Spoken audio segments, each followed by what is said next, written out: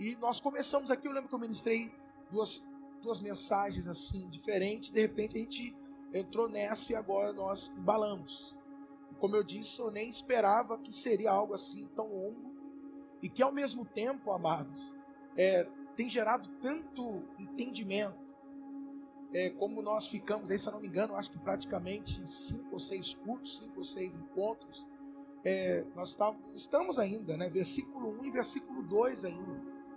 Então, a cada momento que nós estamos tratando, falando, a gente observa que de alguma forma o Espírito Santo, ele vem aumentando, expandindo o entendimento. E uma das coisas que eu e você precisamos entender, presta bem atenção nisso, é que o Senhor, ele começa a trabalhar na nossa vida, aquilo que ele começa a transformar é o nosso entendimento, é a nossa consciência. É aí que Deus, ele começa a trabalhar a nossa mentalidade.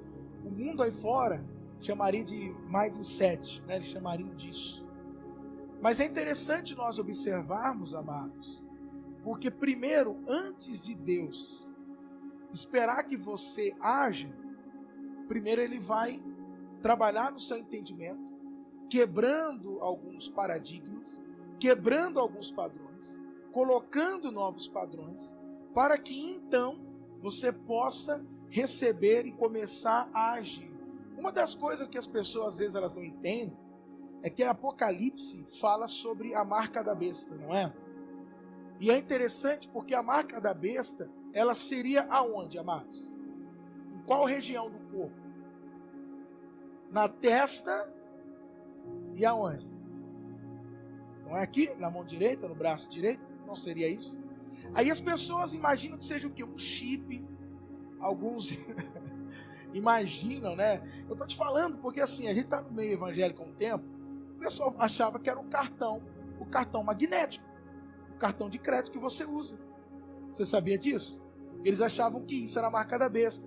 Houve um tempo que eles achavam que o rótulo, sabe o rótulo do código de barra, lá, que vem no rótulo, eles achavam que isso é a marca da besta. Muitos deles. Mas é interessante porque na realidade o que Apocalipse está falando é uma comparação que está em Deuteronômio, aonde lá no Deuteronômio diz que o homem, ele deveria na casa dele ensinar os filhos. Você já leu isso? E conforme ele anda, ele vai ensinando. E diz que ele teria que prender a lei, amarrar a lei na testa e no braço. Não sei se você já viu os judeus ortodoxos, que eles colocam uma caixinha na cabeça, outros andam com a lei, os mandamentos nesse braço enrolado aqui, e eles levam isso ao pé da letra. Mas pastor, o que significa então isso? Colar aqui e braço. Irmão, aqui seria o quê? O que está aqui?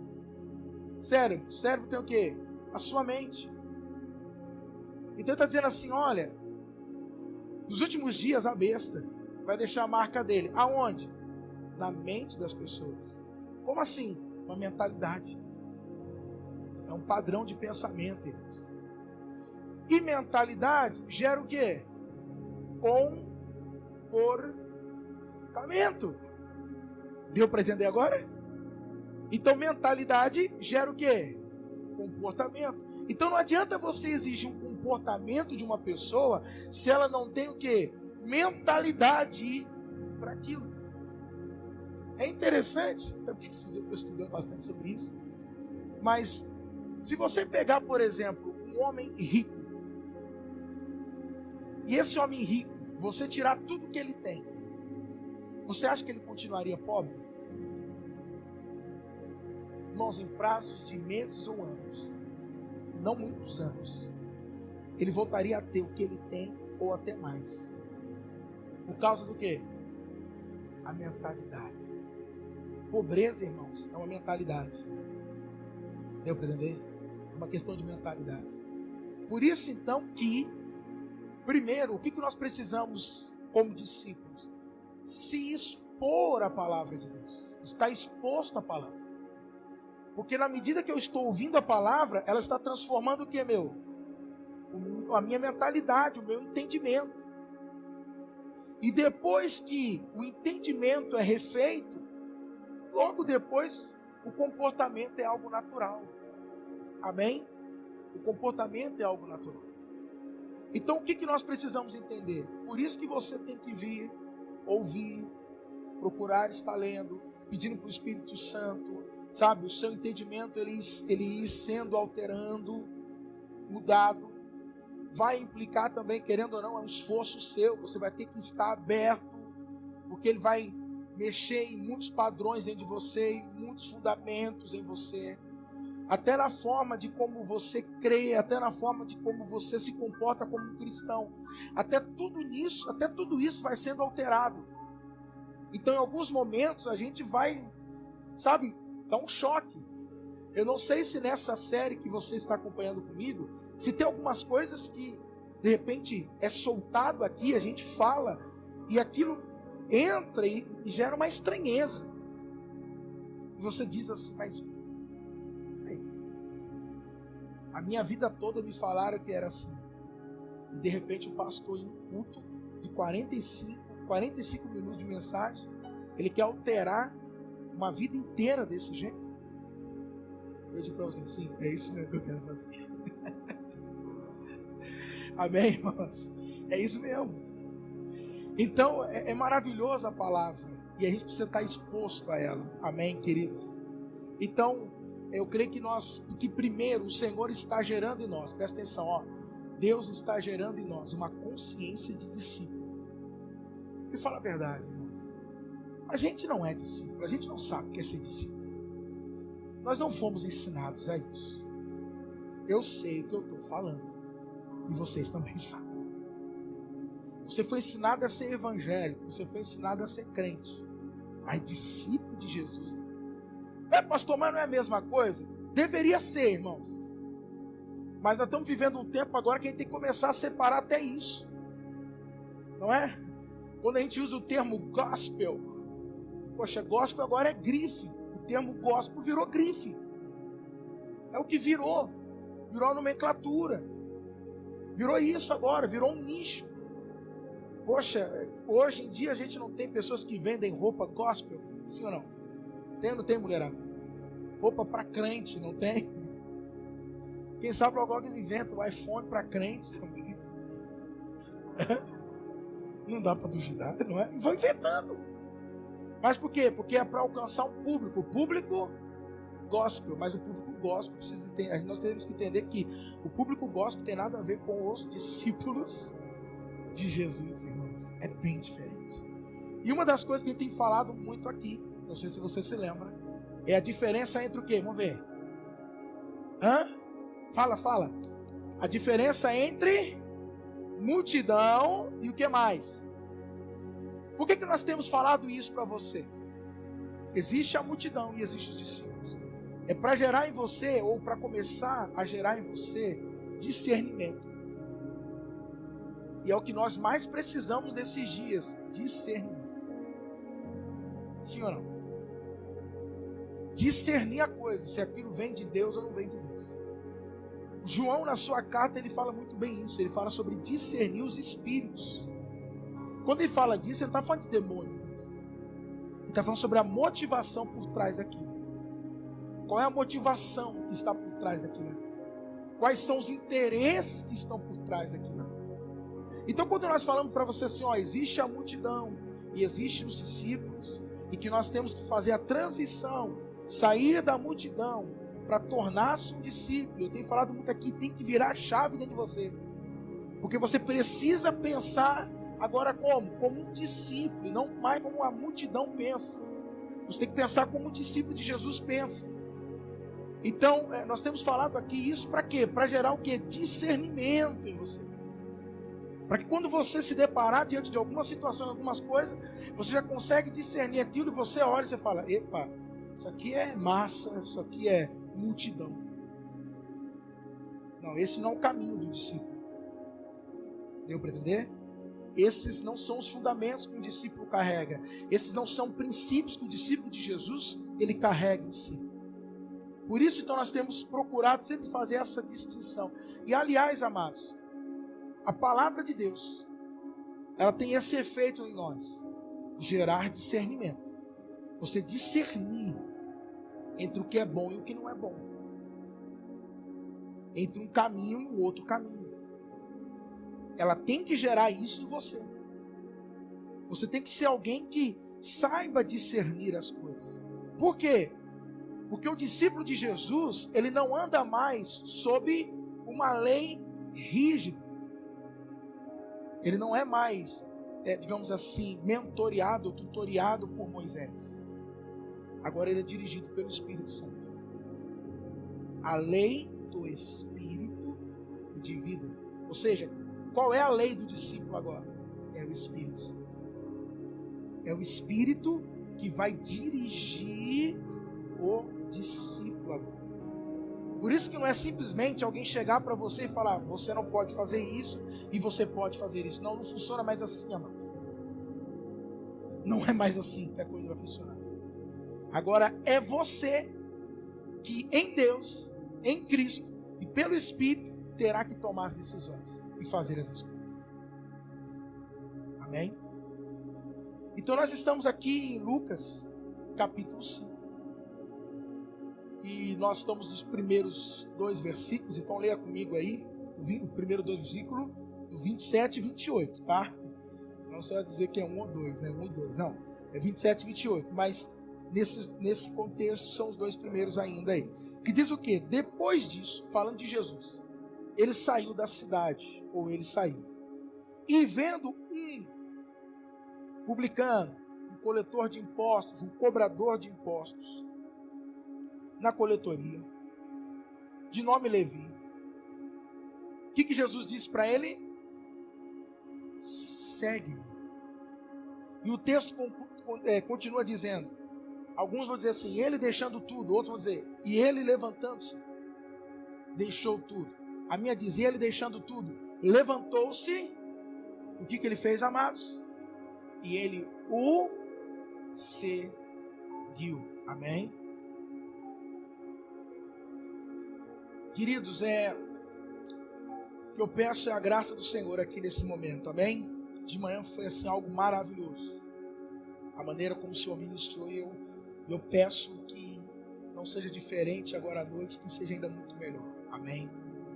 Agora é lógico que o Senhor, ele corresponde segundo a fome de cada um de nós. Deus, ele te dá segundo a sua fome. Não tem fome, ele não sacia, amém? Por isso que às vezes a gente vai num culto, a coisa está pesada, já percebeu isso? Por que está pesado? É a fome, é a expectativa das pessoas naquele lugar. Então se a expectativa dela, a fome dela não estão assim muito alta, não pode ter certeza também que a coisa não flui tanto. Então eu espero que você esteja aqui nessa noite com expectativa, amém? De coisas grandes, de receber algo da parte de Deus, amém, queridos? O Senhor vai te dar segundo a sua fome, amém? Amados, nós estamos aqui tratando sobre Levi, falando sobre ele, como eu disse, já 5, 6 cultos. Estamos nesses 2 versículos. E agora, pelo que a gente está percebendo, é hora de nós entrarmos de fato no 28. Ele deixando tudo. E essa é uma parte, amados, porque o versículo 1, presta bem atenção, e nós já falamos isso aqui, fala da iniciativa de Jesus. Então nós já falamos aqui que o discipulado não começa em mim. O discipulado começa em Jesus. É ele que viu o Levi. É ele que teve a iniciativa e disse, vem Levi. E por que tem que ser assim? Será assim. Porque as coisas têm que começar em Jesus e as coisas também precisam terminar em Jesus. Por isso que a Bíblia diz que ele é o alfa e que ele é o ômega. E por que tem que começar em Jesus? Porque se começar em mim, eu não tenho condição de sustentar o discipulado por mim mesmo, porque ele é pesado, irmãos. Se nós falarmos que não, eu estaria mentindo para você. Não é mesmo para qualquer um. Agora, como começa em Jesus, é ele quem sustentará todo esse discipulado. É ele que vai nos dar condições de seguirmos no caminho. Por isso é Jesus que vê e é Jesus que chama. Agora, o versículo 2 mostra o quê? Levi tendo atitudes, posturas e ações. E aí que você tem que começar a prestar atenção aqui. Por quê, amados? Porque embora é Jesus que vê, é Jesus que chama, isso não isenta a responsabilidade minha de ter que corresponder com Jesus. Então o que nós temos que entender? O que é de Jesus, Jesus faz. E o que cabe a mim, eu é que tenho que fazer.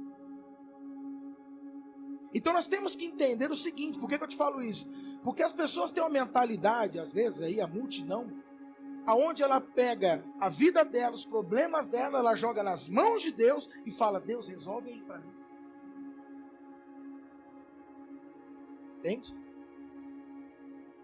Às vezes a mãe pega o filho dela e coloca na mão de Deus e fala, Deus, resolve agora.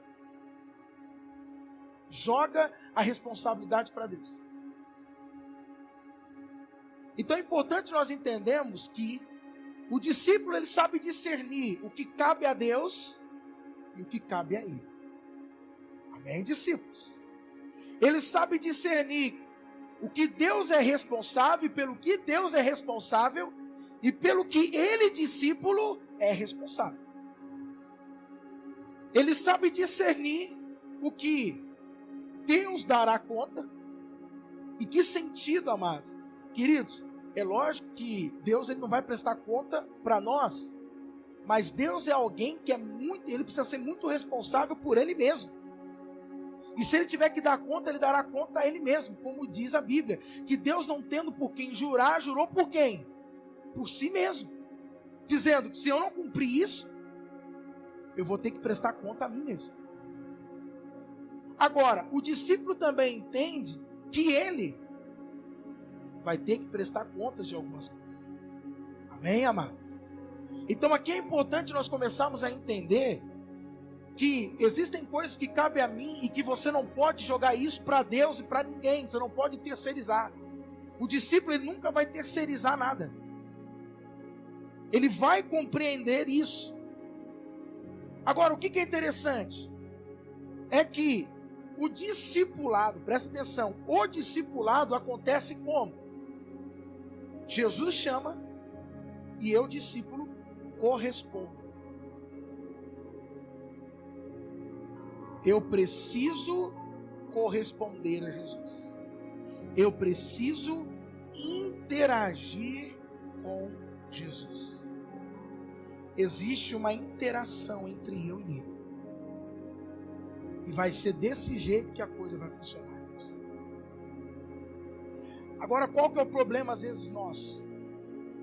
É que de repente alguns podem estar no momento de corresponder a Jesus, mas não estão entendendo isso. Aí você está parado e travado. Ou seja, Jesus faz a parte dele. Corresponde, cumpre o que ele sabe que ele tem que cumprir.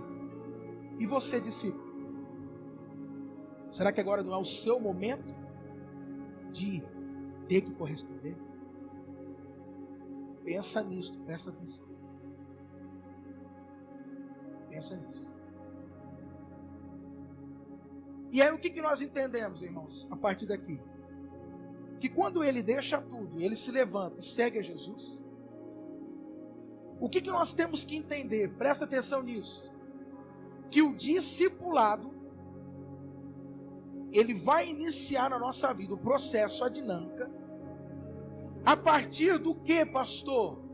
De uma decisão pessoal e única nossa, discípulo. Ou seja, o Senhor não vai me forçar a nada. Entenda uma coisa, Jesus não te forçará a nada, irmãos. Ele não vai te forçar a nada.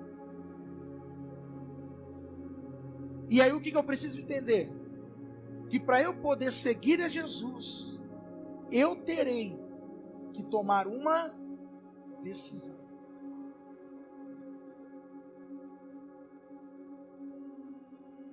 Não pretendeu? Sabe por quê? Olha que coisa, eu estava gritando nisso, eu falei, entendi. Por que tem que ser uma decisão minha e uma decisão sua, pessoal?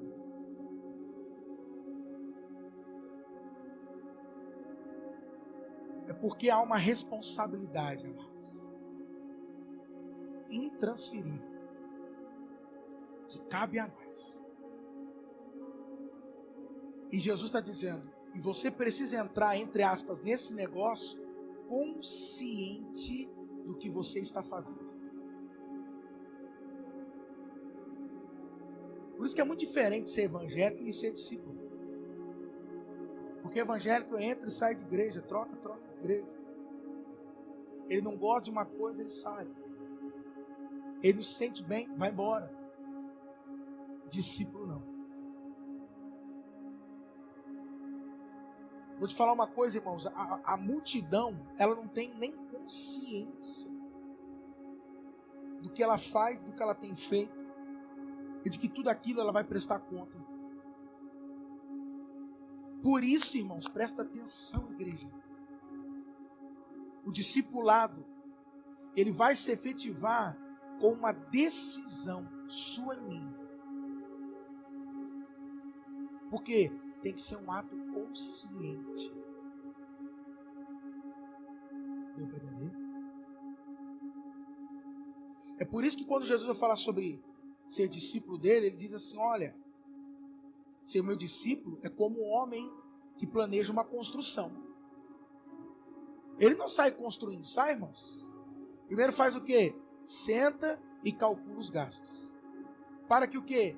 Para que ele não venha parar no meio do caminho, ou seja, no meio da construção. O que Jesus está dizendo? Meu amado, tem que ser uma decisão consciente. É por isso que Jesus, quando está caminhando com os discípulos, fala assim, ó, se vocês acham que vocês terão alguma garantia por estar me seguindo, saiba de uma coisa, nem o Filho do Homem tem onde reclinar a cabeça. Se nem o Filho do Homem tem onde reclinar a cabeça, imagina vocês. Jesus vai dizer mais, Jesus era fantástico, Jesus é fantástico. Ele não esconde nada, ele está dizendo assim, ó, se odeiam a mim, odiaram a mim, imagina vocês. E por que Jesus é assim, amados? Para que a pessoa realmente tenha consciência e saiba o que ela está fazendo. Por quê? Porque depois que colocou a mão no arado, não pode mais olhar para trás, não, filho. Colocou a mão no arado, não tem mais volta. Amém? É importante nós entendermos isso, amém, queridos? Então, se você quiser ir para casa, ainda dá tempo. Se você quiser se levantar e ir embora, não tem problema, eu não vou ficar triste. Eu estou te falando isso porque eu lembro que uma vez, eu numa vigília, pregando, novinho, um pastor amigo meu me convidou. E eu não sei o que foi que eu falei no meio dessa vigília, mas eu comentei algo assim. Um casal se levantou e foi embora. Eu falei alguma coisa sobre perder tempo. Eu acho que foi isso mesmo que eu falei. Eu falei, ó, se você não está aqui de entrega o coração, é melhor você ir para casa, porque você vai estar perdendo tempo. Pelo menos em casa você vai estar dormindo, descansando teu corpo. O casal se levantou e foi embora. Está errado ou está certo? O que vocês acham? É melhor ser sincero, não é verdade? Entendendo e dizendo. Então o que eu estou dizendo, dá tempo ainda. Porque, meu amado, na hora que você entrar, colocou a mão no arado, não pode mais olhar para trás. Amém? Por isso que, como eu disse, é um ato consciente. O segue-me de Jesus não é uma ordenança, é um convite. Vem, segue-me. Isso não é Jesus obrigando. Não, ele não está obrigando. Sai daí, me segue. Não. Jesus está fazendo um convite. Agora, cabe a quem aceitar esse convite, amados? O discípulo. Amém? E olha que interessante. O discipulado, efetivamente, ele vai começar a partir de uma decisão. Amém? Olha para mim aqui, presta atenção. Separa a palavra de e separa cisão. que significa, irmão, cisão? O que você entenderia por cisão?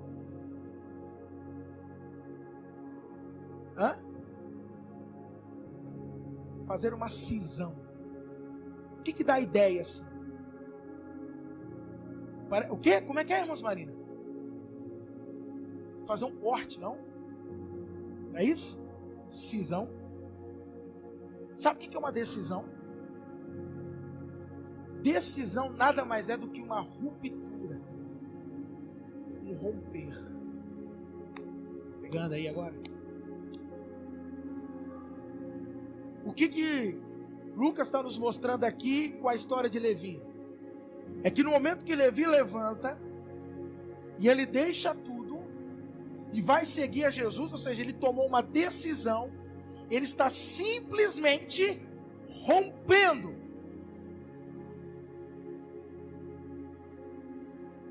Ele está fazendo uma ruptura aonde? Na vida dele. Aonde ele está o quê? Deixando tudo que ele foi e que ele viveu até aquele momento com Jesus. E a partir daquele momento com Jesus agora, ele começa a viver algo novo. Então o discípulo de Jesus precisa entender que o discipulado começa com uma ruptura.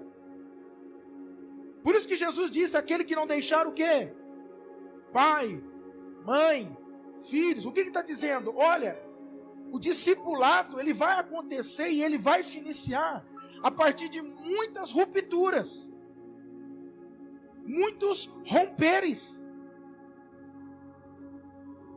Por isso que a Bíblia diz, e ele o quê? Deixando tudo. Amados, você já percebeu que o caminhar com Deus, ele começa, não é com a gente ganhando, mas sim a gente perdendo? Você já percebeu isso? Por isso que eu estou aqui nessa noite pregando, dizendo, dá tempo ainda de você correr, presta atenção. Por que eu falo isso? Porque a pessoa pensa o seguinte, agora eu vou caminhar com Deus, e quais são as garantias que Deus me dá? Quais são as garantias que Jesus me dá? Mas é interessante que todas as pessoas que começaram a caminhar com Deus, a proposta de Deus sempre foi o quê? Primeiro você tem que deixar. Quando Deus chega para Abraão, ele diz, Abraão, olha, eu vou fazer você o homem mais rico do mundo. Foi isso? Foi? Abraão, vou fazer de você uma pessoa, olha, foi isso? Como é que começou, irmãos? Abraão, deixa, ai Jesus, deixa a tua casa, a casa do teu pai, a parentela da terra. Abraão, é assim que vai começar o negócio. Mas Senhor, começa assim, deixando. Começa como? Perdendo. É engraçado que tem uns irmãos que eles começam a frequentar igrejas e eles falam, meu Deus, eu comecei a frequentar a igreja, achei que as coisas melhoraram na minha vida, está piorando. Já viu isso? Está virando uma bagunça, estou perdendo tudo, está um brigueiro lá em casa. Olha, estou quase perdendo o emprego. Se tiver acontecendo isso na sua vida, levanta a mão para o céu e fala, glória a Deus. Por quê? Você está no processo. Começou a discipular da tua vida. Começou como? Perdendo tudo mesmo, irmãos. Porque, queridos, tudo aquilo que você construiu sem Jesus, desculpa dizer, irmãos, serve para nada. Tudo aquilo que você lutou sem Jesus, não tem valor algum. Por isso que Levi entendeu que tudo que ele tinha construído e conseguido por ele mesmo, a partir daquele momento, seguindo aquele homem, não tinha valor nenhum. Por isso que, irmãos, entenda uma coisa, o discípulo, ele é diferente em relação à multidão. Por quê? Porque ele entendeu que Jesus não vai melhorar a vida dele. Até porque Jesus não é remédio, irmãos. Jesus não é melhorar. Ele entende que até Jesus, aquela vida entre aspas que ele tinha, não serve de nada. E que é agora que ele vai começar a viver de verdade. Então vou dizer uma coisa para você, se você ainda é da multidão e da transição do discipulado, entenda uma coisa. Aqui não é lugar que vai melhorar a vida de ninguém. Aliás, o Senhor vai fazer com que você perca essa vida, para que então você receba a vida dele em você. Eis que eu tenho o quê? Vida e vida em abundância. Aquele que perder sua própria vida, está vendo o que ele está dizendo? Então você, por isso tem que ser uma decisão muito consciente, porque você vai ter que ter a consciência de que o quê? Que muita coisa que você construiu sem Jesus, você vai ter que abrir mão. Só tem uma exceção, tá, irmãos? Casamento. Isso aí, tá certo? Pastor, mas quando eu casei com esse traste, pastor, eu não conhecia Jesus, e agora? Deixa, não, isso aí não pode. É a única coisa. De resto, meu irmão, amém? De resto, essa aí, pega a tua cruz e vai embora, amém? Tô brincando. Então, o discípulo ele precisa entender isso, que vai começar como? Com ruptura. Deixando ir algumas coisas. Vai começar assim. Amém? Vai começar assim. E aí o que nós temos que entender? O que é esse? E ele deixou tudo. Porque alguns podem pensar assim, pastor, então quer dizer que eu vou ter que deixar todo o dinheiro para trás? Eu vou ter que deixar o emprego? Quer dizer então que alguns pensam já em questões ministeriais, não é verdade? Então quer dizer que eu vou ter que agora partir para o ministério, sei lá, vou ter que me envolver com isso. Mas eu vou dizer uma coisa para você, pode até implicar isso também, mas não é só isso. E não é simplesmente, queridos, você de repente tem que deixar a tua vida e agora se envolver ministerialmente. Pode ser também? Pode ser também, mas não é só isso. Quando esse homem toma a decisão de deixar tudo, o que ele está nos ensinando e nos mostrando aqui? Que a partir daquele momento, ele estabeleceu uma prioridade para ele. E quem que passou a ser a prioridade de Levi? Jesus Cristo. Então deixar tudo, amados, começa com um momento em que você troca a sua prioridade. Aonde você não é mais a sua prioridade. Agora Cristo é que passa a ser a sua prioridade. Então deixar tudo começa assim, uma mudança de prioridades na minha vida. Antes eu era o prioritário, antes tudo eu tinha que vir primeiro, eu tinha que vir antes de tudo. Qualquer coisa eu tinha que pensar eu. A partir agora do momento do discipulado, eu deixo de ser prioridade e Cristo passa a ser a minha prioridade. Então a coisa começa já a mudar um pouquinho mais, é mais profundo. Não é simplesmente se desfazer. Quem aqui quando começou a ir para a igreja se desfez de alguma coisa? Quem aqui? Hein? Pastor, gostava tanto do Roberto Carlos, mas do Amado Batista. Tem alguém aí que gostava aí? Aí valia, né? Aí virei crente, né, pastor? Sabe como é que é? Meu amadinho tinha que ir embora. Tinha que se desfazer do meu Roberto, do rei. Às vezes as pessoas pensam assim, né, amados? Elas pensam que deixar tudo é se desfazer de muitas coisas. Pode ser também que seja, dependendo do caso de cada um, sim. Mas eu digo para você que é algo muito mais profundo.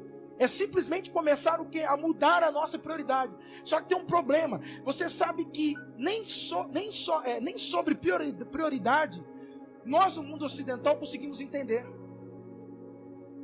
A gente tem uma mente ocidentalizada, a gente não entende quando a Bíblia fala de prioridade. A gente não entende. Por quê? Porque Jesus, ele vem do Oriente. Vocês conseguem entender isso? Oriente e Ocidente ou não? O Pastor Dalton também é cultura, amém? Então você sabe que o mundo é dividido em duas partes ali, né? Oriente e Ocidente, amém? Já ouviram falar do Oriente Médio? Amém? Um exercício. Japão é o quê? Ocidental ou oriental? Hein? O Japão é o quê, igreja? Japão é da onde?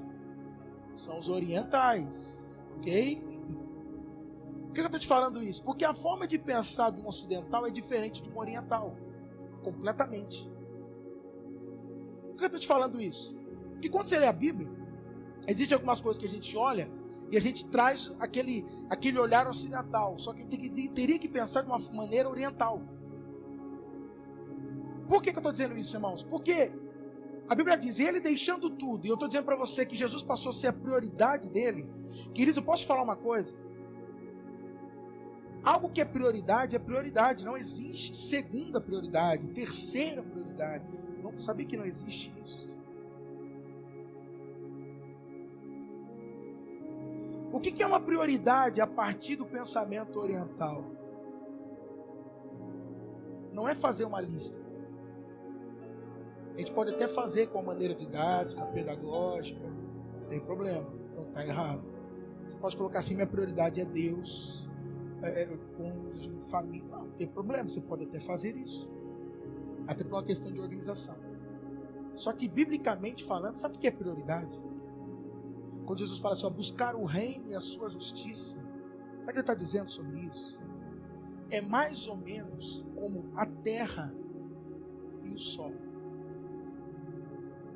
Existe algum momento que o sol deixa de ser a prioridade da terra? Tem algum momento que a terra vira e fala assim, quer saber de uma coisa? É o seguinte, não estou muito afim de ver o sol hoje não. Acho que eu vou lá bater um papo com Júpiter hoje. Eu vou dar uma volta aí pelas galáxias.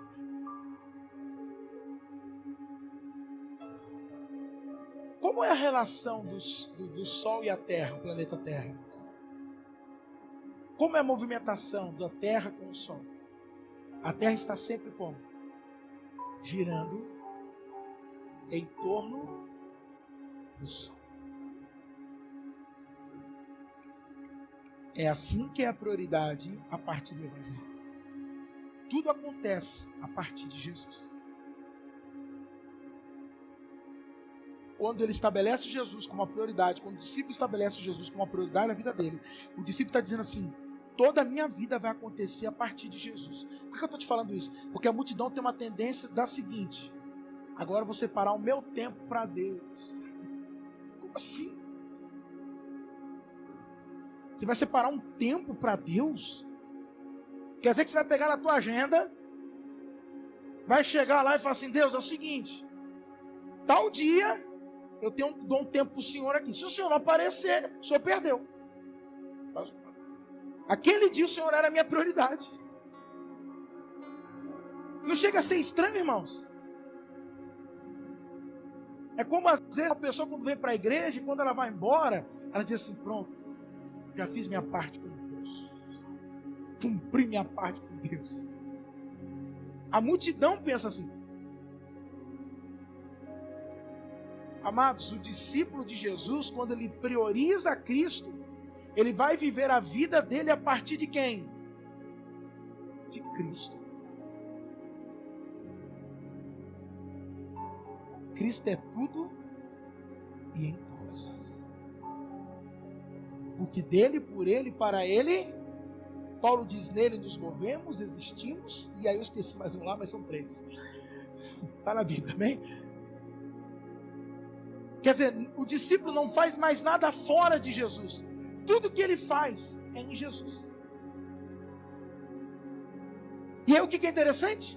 Que se Cristo então passa a ser a prioridade do discípulo, e ele vai viver a partir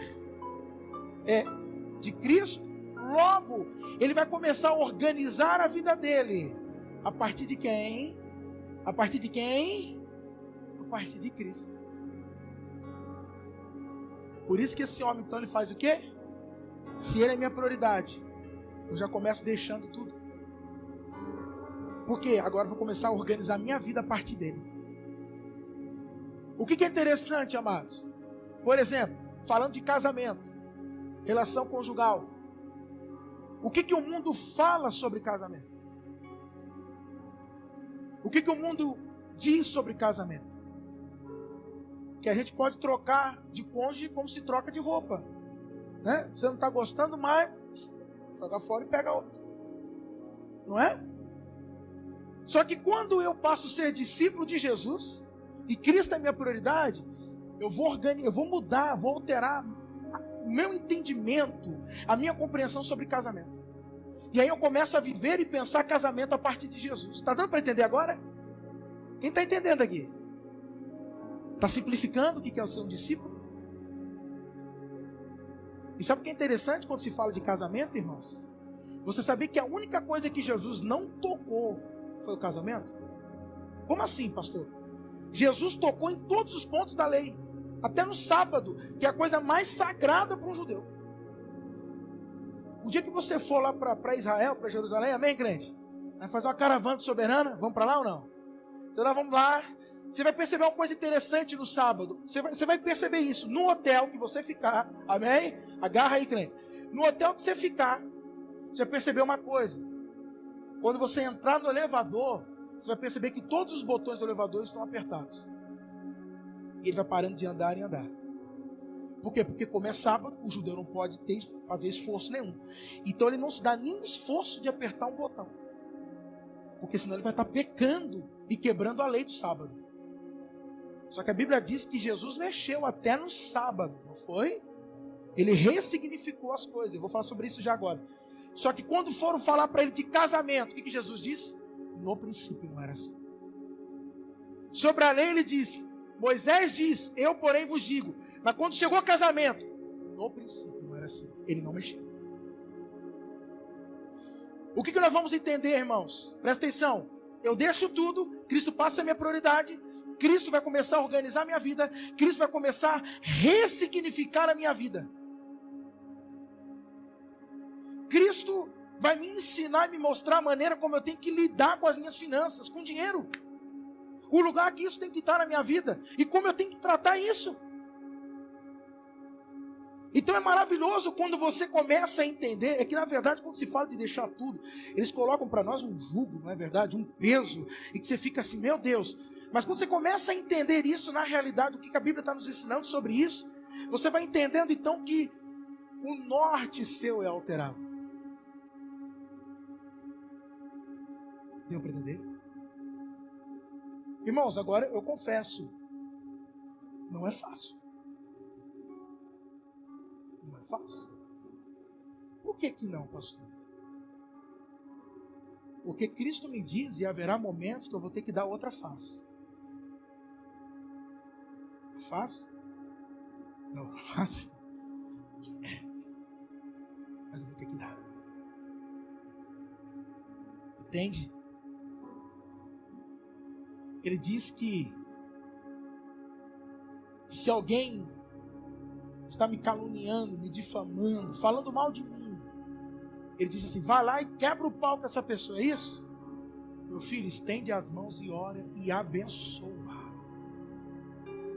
É fácil? Mas tem que orar e abençoar como discípulo e não como evangélico. O evangélico até a hora como? Desce a mão, Deus, faz justiça. Não é assim? Mostra que o Senhor é comigo. Não deixe teu servo ser envergonhado, Deus. Esse é o evangelho. O discípulo não. O discípulo é, Pai, perdoa. Ele não sabe o que faz. Ou seja, porque se ele soubesse, ele não estaria fazendo. É diferente. Está percebendo, discípulos? Amados, deixar tudo por Ele é fazer dele a sua prioridade. É viver a partir dele. Amém? É criar filhos a partir dele. É trabalhar a partir dele. Tudo a partir de Jesus. Amém? Está dando para entender aqui, sim? Não é maravilhoso isso?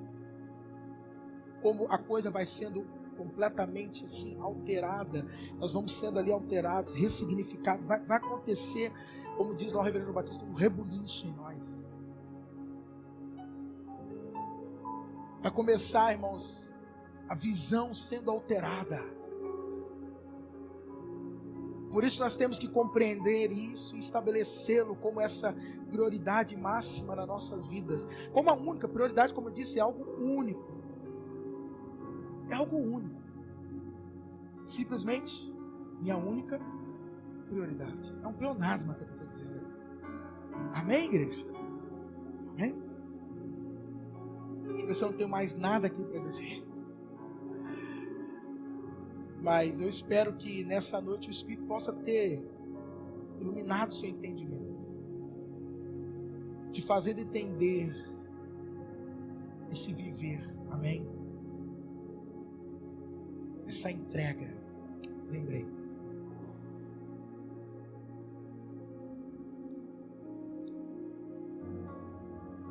O discípulo ele vai entender uma coisa. Se Cristo então, ele passa a ser a prioridade dele, e ele deixa tudo, ele entendeu o seguinte, presta atenção, que ser discípulo é se comprometer integralmente, totalmente com Jesus. E ele deixou o quê? Tudo. Amados, não dá para fazer concessão, um balanceamento, sabe? Ô Jesus, deixa eu levar um negocinho, vai? Não. Ou é Cristo, ou é tudo que você tem. As duas coisas não cabem no mesmo lugar. Por isso que o discípulo entende o quê? Não tem como servir dois senhores. Por que não tem como? Porque ele vai acabar em algum momento se agradando um e agradando o outro. Por isso, irmãos, que é impossível um sujeito querer ter a mulher dele e a amante. Ou o marido e a amante. O amante. Porque em algum momento ele vai acabar o quê, esse sujeito? Desagradando a um e agradando o outro. Ou seja, não tem como servir a dois senhores. Ou senhoras, dependendo do que for. Não tem como. Por isso que o discípulo entende o quê? De deixar tudo a uma entrega total da vida dele. Eu vou te explicar. O que seria esse comprometimento, pastor? Como assim comprometimento? Amados, é mais ou menos assim, presta atenção. Imagina um sujeito que faz uma dívida. Comprou uma casa lá. Minha casa, como diz um consultor financeiro chamado Kaiser. Minha casa, minha dívida. Porque é 30 anos, irmãos. 360, irmão, 30 anos é tempo. Pensa. Irmão, 30 anos é uma vida, sim ou não? Você imagina 30 anos você pagando uma casa? Se você somar depois, quantas casas você comprou? 2, 3. Agora, por que eu estou dizendo isso? Queridos, imagina um sujeito que vai comprar uma casa, presta atenção nisso. Ele assina 30 anos, 360 meses. Amados, ele está comprometendo durante 30 anos parte do quê? Do recurso dele. Ele já comprometeu. Se a casa é R$1.000 e ele ganha 2.000, ele comprometeu durante 30 anos R$1.000. Eu sei que é decrescente, eu sei disso. Mas vamos dentro dessa base. R$1.000. Agora eu te falo uma coisa, presta atenção. Em 30 anos, o que pode acontecer? O que pode acontecer, irmão, em 30 anos? Né? Morre, não, é verdade. Dependendo da idade, não dá tempo nem de pagar. Morre e a dívida ainda fica. Agora, por que eu estou dizendo isso, irmãos? Presta atenção, é possível, né, irmão? Do jeito que estão fazendo aquele plenário lá, vou te falar. Viu? Agora, por que eu estou dizendo isso? Que seguir Jesus é semelhante. Entendo o que você está fazendo, por isso que eu falo, dá tempo. Porque deixar tudo e seguir Jesus, se comprometer com Jesus, é o seguinte: você está comprometendo todos os dias da sua existência com Ele, para Ele e por Ele. Isso é comprometimento, irmãos. Entende ou não? É semelhante a um casamento. Quando você casa com a pessoa, você está se comprometendo com ela, você está dizendo o seguinte: toda a minha vida agora, eu tenho uma dívida. Como se fosse isso. E alguns falam, então as dívidas, a minha dependendo um pouco mais alto, mais baixo, né, pastor? Mas é como se você estivesse o quê? Se endividando, meu querido. E você vai ter que o quê? Pagar isso até o quê? Até o fim. Assim é o casamento. Assim é o discípulo de Jesus. É um comprometer-se. É um endividar-se. Amém? Vocês estão entendendo, né? Sim ou não? Quem está entendendo aí? Amados, o pior é que eles não passam isso para nós. Vamos falar a verdade. Nem sobre o casamento.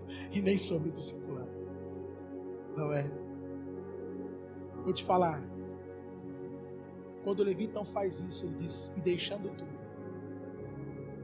A partir daquele momento, ele estava se comprometendo a vida dele, comprometendo o tempo dele, comprometendo o vigor dele, comprometendo a sabedoria, a inteligência, o esforço. Ele estava comprometendo tudo dele. É como o sujeito que compra uma casa de 30 anos. Porque nesse processo ele pode ficar doente, pode separar, pode morrer, pode acontecer muitas coisas, irmãos. O país pode quebrar, a gente não sabe. Pode cair um avião, pode na casa?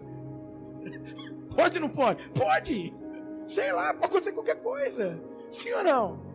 Esse mundo é assim. Ainda mais a gente que mora aqui, mano. Guarulhos, aeroporto, não sabe como é que é. Pessoa amarrado, né? Deus o livre. Mas assim... Mas entende o que eu estou dizendo ou não? Queridos, o discipulado é semelhante a isso, irmãos. Então entenda muito bem o que você está fazendo. Quando você disse, sim, eu vou seguir a Jesus. Entenda, acabou. Toda a sua vida você comprometeu a Ele. Você entregou a Ele. É por isso que eu vou dizer para você hoje o meu entendimento. Eu pedi muito a Deus, Deus me dá entendimento sobre aquela Maria de Betânia. Hoje eu entendo, olha, tenho aumentado meu entendimento muito sobre isso. Por isso que Jesus falou, o que ela está fazendo será pregado nas nações. Sabe por quê, irmãos? Você lembra que ela pegou lá o vaso de alabastro? Sim ou não? E ela quebrou aquele vaso aos pés de Jesus. Lembra-se? Sabe para que serve aquilo ali? Para você entender a coisa. O casamento judaico, ele funciona um pouquinho diferente do que o nosso. Por exemplo, não existe namoro e noivado. É o seguinte, se o sujeito quisesse, por exemplo, o Bruno é casado com a Luana. Se ele quisesse conversar ou casar-se com a Luana dentro do judaísmo, ele fosse um judeu e ela também, ele chegaria no pai dela e faria um acordo. É o seguinte, eu estou interessado na sua filha. Ah, é mesmo? É. Vamos fechar um acordo? Vamos. E tem uma, se você não sabe, uma espécie de multa rescisória, né? Mas quanto que é a multa rescisória? É tanto. Já pensou?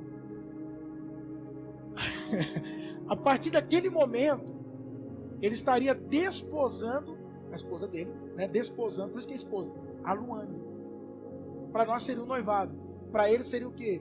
Já é a esposa dele. E depois eles vão se tornar marido e mulher. Só que nesse período em que ele desposou ela, existia-se um tempo, um intervalo de 1 a 2 anos. Que seria o tempo dado para quê? Para ele preparar a casa e ele se estruturar para se tornar um chefe de família. Agora, sabe o que é interessante? É que nem ele e nem a noiva sabiam o dia do casamento. Só o pai aqui sabia. O pai do noivo. Por isso que Jesus diz assim, só o pai sabe a hora do filho. Nem o filho sabe a hora. Ele está usando um paralelo com o casamento judaico, dizendo, o dia, a hora que o filho vem, só o pai sabe para buscar sua noiva. Deu para entender? É o mesmo paralelo. Amém? E aí, amados, o que aconteceria? Nesse tempo, lembra do perfume? Ela passaria se preparando para a noite de núpcias. Então ela ficaria cerca de 1 a 2 anos tomando banho de cosmético. Passando lá os perfumes, enguendo. Deu para entender? Aí ela pega isso. Ó, tá vendo como é o peso disso? E ela coloca, fala que nem os carioca, né? Aí ela bota, ela quebra, coloca tudo nos pés de quem? No casamento dela. Como é que ela vai se comparar? Como é que ela vai casar? Como é que ela vai ter uma casa? Os sonhos dela. Ela depositou tudo nos pés de quem? Os pés de Jesus. Amém? O discípulo deixa tudo, Cristo passa a prioridade. Ou seja, não são mais os meus sonhos. Eu coloquei tudo nos pés dele. Não são mais os meus projetos. Não são mais os meus planos. Não são mais os meus sentimentos. Não é mais a minha razão. Cristo é a minha razão agora. Muda tudo, irmãos. Amém? Diga, Cristo é a razão da minha vida. Amém? Entendeu o que Maria de Betânia fez? Ela pegou toda a vida dela e colocou nos pés dela. Amém? É isso que o discípulo, ele tem a consciência, ele entende que ele não vive mais por ele a partir dele, mas ele vive por Jesus e a partir de Jesus. Quantos entenderam? E Levi, deixando tudo. Amém? Vou te falar que o discipulado é um deixar constante, irmãos. Sabia? Eu estou terminando, tá? Mas só para você entender. É por isso que o discípulo, ele não nada.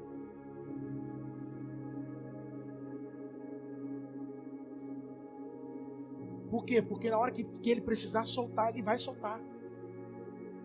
Entende? Se ele vê que aquilo de alguma forma compromete ele e Cristo, ele vai soltar. Por isso ele não tem mais apego. Por isso que ele não tem mais aquele valor sentimental, não tem mais nada. Deixa a terra, deixa a casa, deixa a parentela, deixa. É o desapego. Diferente, irmãos. Lembra do jovem rico? Ele já era apegado, né? Jesus disse, vai, vende tudo que tens. Dê aos pobres e me segue. Você precisa deixar isso aí para você me seguir. Mas ele não conseguiu soltar aquilo. O que eu estou dizendo aqui não é que Jesus era contrário à riqueza, é que na vida daquele homem o dinheiro era supremacia. Entende? E posso te falar, irmãos, que não é que ele ia ficar pobre, porque o próprio Cristo depois responde e diz que se alguém deixasse ia ganhar 100 vezes mais. Sim ou não? Porque eu vou dizer para você, aquele jovem, ele não era uma pessoa ruim, e ele era um cara muito inteligente. Mas por quê? Pensa comigo, jovem rico, não é que diz o texto? Irmãos, ele só tinha duas maneiras de ser rico. Uma, se ele ganhou uma herança dos pais dele. E se ele continuou rico é porque ele foi inteligente e soube administrar aquilo, que normalmente é o contrário, não é? Herança quando cai na mão dos filhos, se os filhos, acaba perdendo tudo, não é assim normalmente? Ou então ele, ainda muito jovem, se tornou rico. Olha que homem, olha que capacidade que ele tinha. Já era um jovem rico. Amém, queridos? Mas ele não se desapegou para se apegar a Cristo. Amém, irmãos? Glória a Deus, igreja. Então, se você tem que soltar alguma coisa, só deixa. E agarra Jesus. Com as duas mãos, com os dois braços. Se apega a Jesus. Amém? E não troca ele por nada.